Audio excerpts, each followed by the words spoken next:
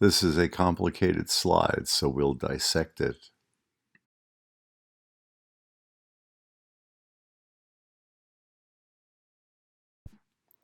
The electron transport system makes energy efficiently but dangerously because if it's overloaded or backed up, it produces an excess of free radicals that require the system to adjust. The system adjusts by shifting its metabolic pathways. Inefficient but safe glycolysis is used. Glycolysis is the most ancient form of energy production. In contrast, when cells get their energy by burning fat, also known as autophagy or beta oxidation, under these conditions, the cells are recycling their damaged components. In fact, the components that were typically damaged when energy was being produced efficiently via the electron transport system. Undifferentiated cells are not doing very much, and hence can get away with inefficient energy production. Embryonic stem cells burn fat, and hence safely produce energy, which they are doing in a minimalist fashion because they're basically hanging out waiting to do something. Cells undergoing the EMT transition have started to make energy more efficiently and therefore are more able to carry out differentiated functions.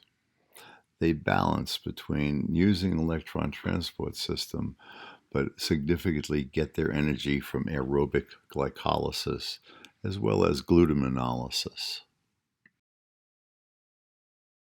Cells that have made the transition are now mobile and can seek out the happy home where they will differentiate to perform their essential functions.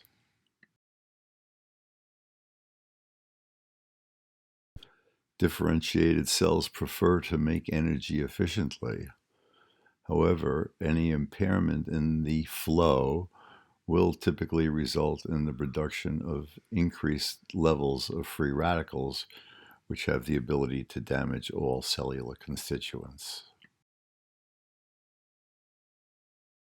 All living entities are constantly producing free radicals that must be kept in an appropriate balance. They're important signaling agents, so they tell the cells how to adapt. However, when an excess is produced, cells can be trapped in inappropriate metabolic states with the associated excess free radical production that ultimately leads to the genetic changes that satisfy the survival needs of a cell that's under stress.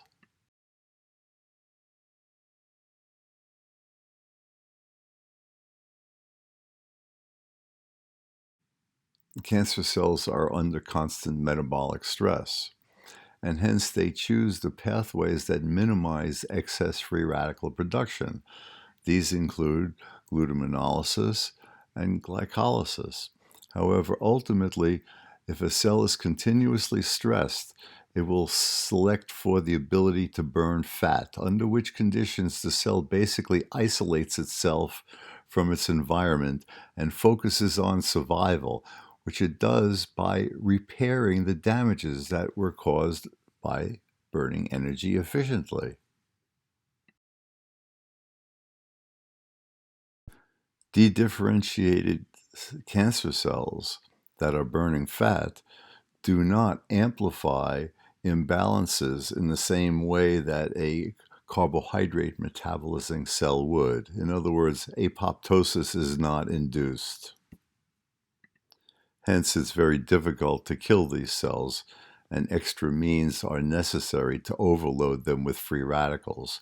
So in addition to metabolic manipulation, intravenous treatment with high doses of vitamin C, which interacts with iron in the blood via a well-known reaction, produces hydroxyl radicals, which will then help overload the cell, which will typically cause these resistant cancer cells to die via necrosis as opposed to apoptosis.